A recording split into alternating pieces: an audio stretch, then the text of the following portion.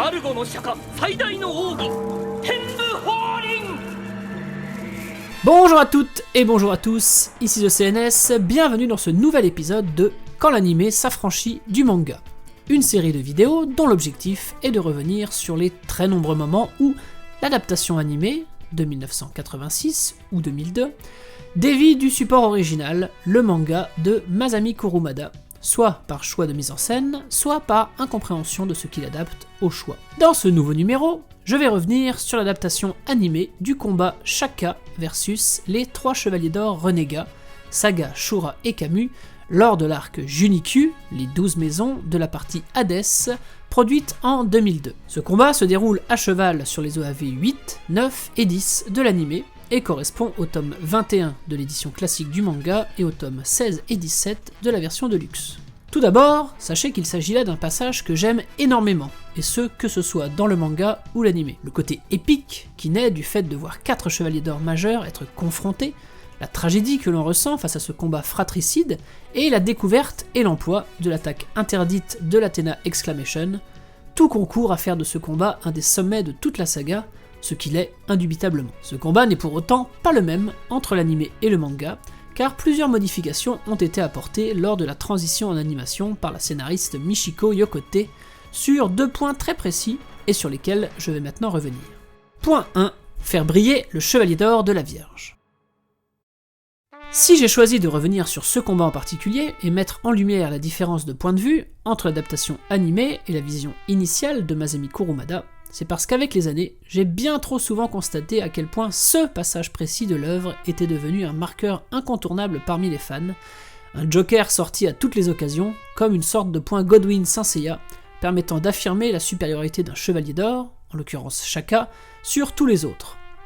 Dans l'adaptation animée du combat l'opposant en 3 golds de renégat, Shaka a en effet été très clairement mis sur un piédestal au détriment de ses frères d'armes, alors même que ça n'a jamais été la vision de l'auteur original Masami Kurumada.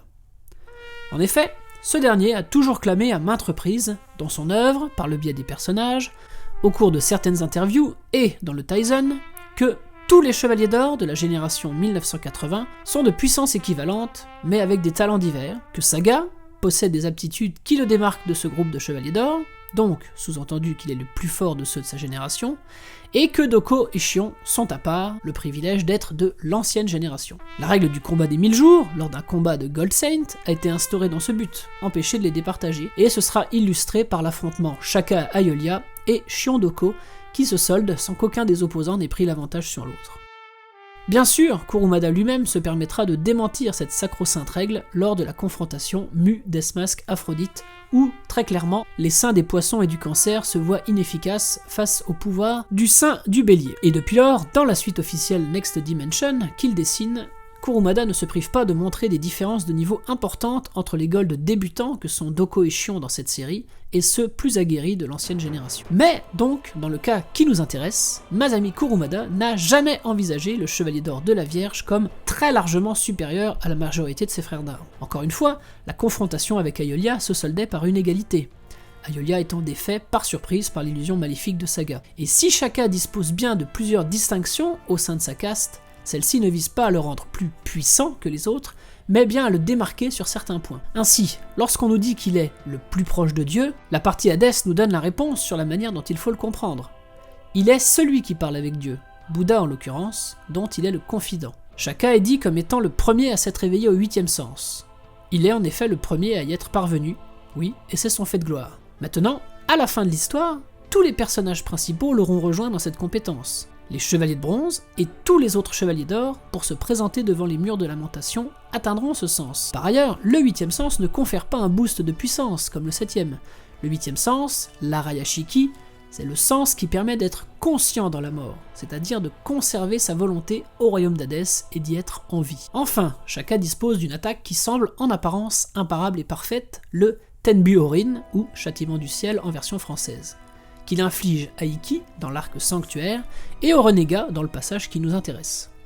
Cette attaque, si redoutable à première vue et permettant à certains fans d'affirmer avec force la supériorité de Shaka sur ses pairs, ne l'est en fait pas tant que ça, car son mode opératoire ne vise qu'à abolir les 6 sens de celui qui la reçoit. Pourtant, Ikki a prouvé, lors de leur affrontement, que le 7ème sens permettait de compenser la perte des 6 autres et donc de surmonter cette attaque. Et puisque l'on sait que tous les chevaliers d'or maîtrisent parfaitement le 7ème sens, il n'est donc pas difficile de conclure qu'en réalité cette technique n'est fatale pour aucun d'entre eux. Ce préambule fait, passons donc maintenant aux différences de traitement qui sont faites en faveur de Shaka dans l'adaptation animée par rapport au manga. Confronté à la dizaine de spectres s'étant introduits dans le sanctuaire et ayant réussi à parvenir au temple de la Vierge, Shaka érige autour de lui une puissante barrière énergétique de protection, lui permettant de résister aisément aux attaques cumulées des guerriers d'Hadès. À ce moment-là, se révèlent Saga, Shura et Camus, qui s'étaient cachés sous l'apparence d'autres spectres afin d'arriver incognito jusqu'à Shaka, après que celui-ci les ait stoppés plus tôt dans le temple du cancer. Dans l'OAV8, on se rend compte, en même temps que Shaka, que les 3 golds sont camouflés, et ce sont leurs attaques emblématiques qui achèvent de nous le dire, avec un Galaxian Explosion, un Excalibur et un Diamond Dust lancé à pleine puissance sur la protection de Shaka.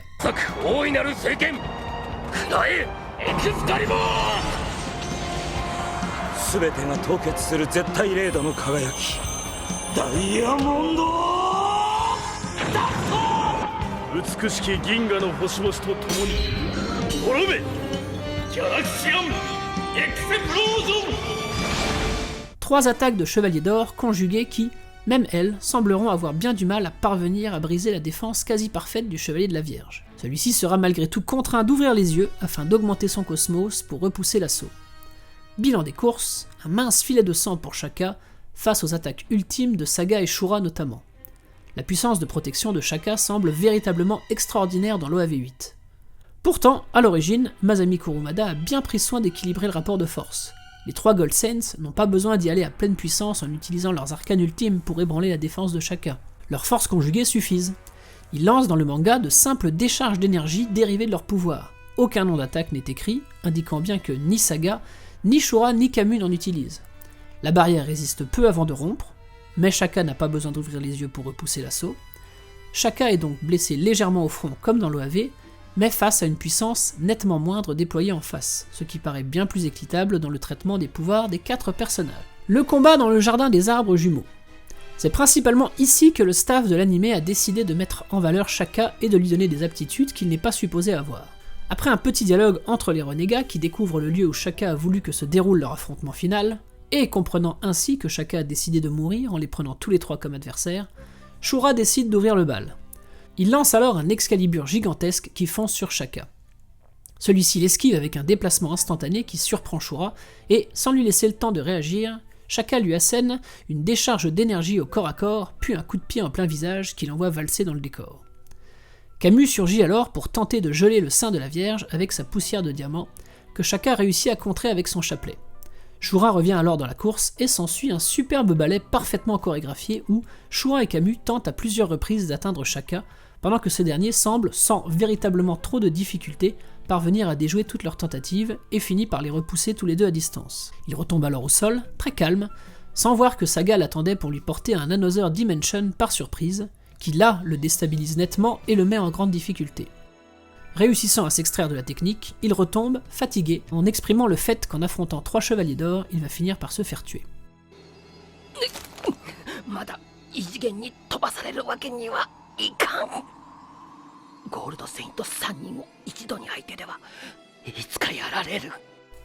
Les 3 renégats s'approchent alors de lui pour poursuivre l'affrontement, et c'est ce moment que Shaka choisit pour faire appel aux Tenbyorin pour les paralyser et les inciter à utiliser l'attaque interdite. Ce qui ressort donc de ce passage dans l'anime, superbement dynamique, c'est qu'au final, seul Saga apparaît comme réellement dangereux pour Shaka.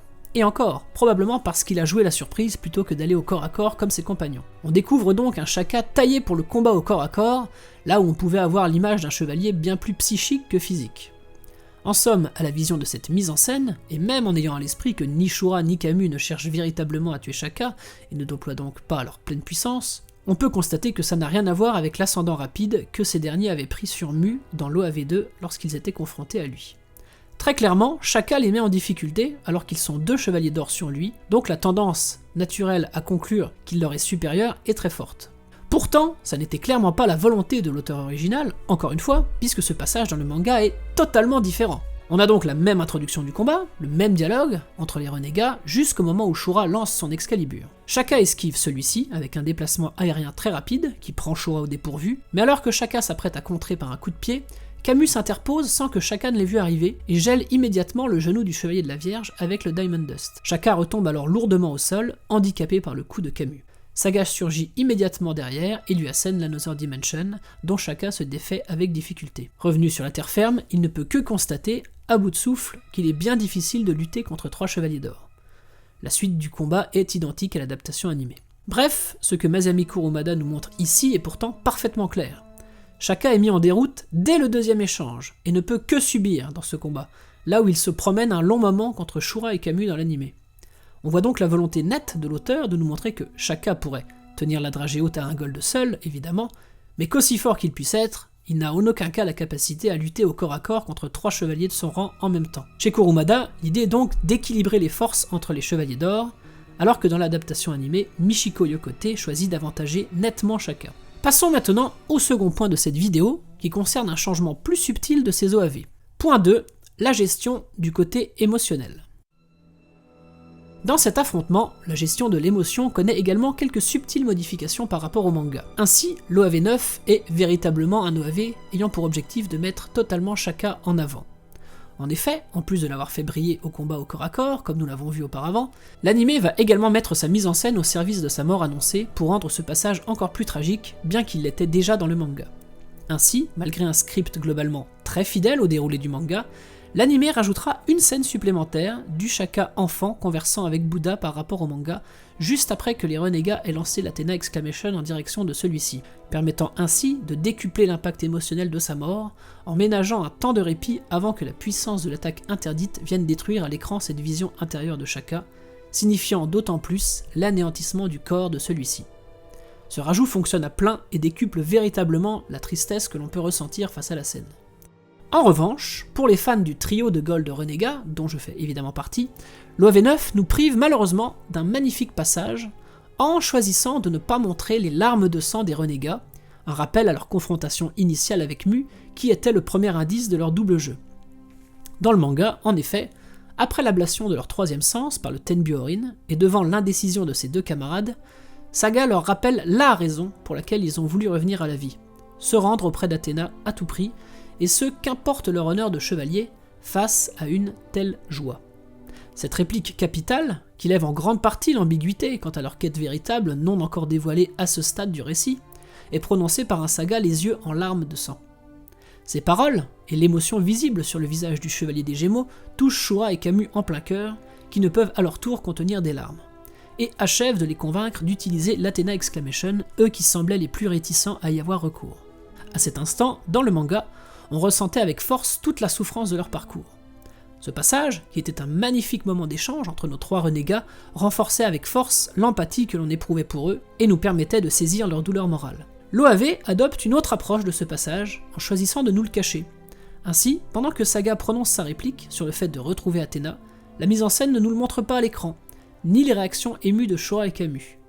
La musique adoptée ne va pas non plus dans le sens du tragique, mais plus de l'épique, et les renégats paraissent moins en souffrance que simplement parfaitement résolus lorsqu'ils prononcent leurs paroles sur l'amour et la justice sur Terre. 二人とも忘れたのか。我々がハーデスに束の間の命をもらってまでこの12級に来たのは何のためか。我々はどうあってもアテナの元まで行かねばならぬのだ。そのためなら喜んでセイントの名誉も名も捨てるべきではないのか。そうだった。ここで視覚、聴覚、嗅覚、味覚、触覚、五感のことごとくを失い、釈迦と差し違えるわけにはいかない。一度は死んで全てを失った身だ。卑怯者のおめえを賊の烙印も甘んじて受けよう。アテナのために、地上も愛と正義のために。En ne nous montrant pas leur émotion à ce moment, l'anime choisit de garder le voile du mystère autour de leur but véritable pour l'OAV suivant, et permet surtout, ainsi, de ne pas détourner l'émotion du spectateur de la mort imminente de Shaka, fil rouge de cet épisode. C'est l'OAV suivant, le 10, qui se rattrapera sur le point de vue des renégats, en ajoutant une réaction supplémentaire de Saga après que l'âme de Shaka ait disparu, au début de l'épisode, en nous le montrant plus ébranlé par cette mort et par la dureté de leur quête, en craquant émotionnellement et en tombant à genoux pour frapper le sol de son poing, là où il piétinait simplement de rage dans le manga. On aura ensuite un passage complet rajouté dans ce sens avec les Bronze Saints et les paroles de ceux-ci au trio lors de la double Athena Exclamation dans l'OAV11, mais ceci est une autre histoire. Voilà les amis, ce deuxième numéro de Quand l'animé s'affranchit du manga est maintenant terminé, j'espère qu'il vous a plu. N'hésitez pas à me dire en commentaire ce que vous en avez pensé, n'hésitez pas à me faire part de vos impressions sur les différents points soulevés. Partagez cette vidéo si elle vous a plu, rétribuez-la d'un petit pouce bleu et abonnez-vous à la chaîne. Le prochain numéro de ce format traitera des différences concernant le traitement de la défaite de Saga dans l'arc du sanctuaire. D'ici à ce que nous nous retrouvions, portez-vous bien, salut à vous. バルコ釈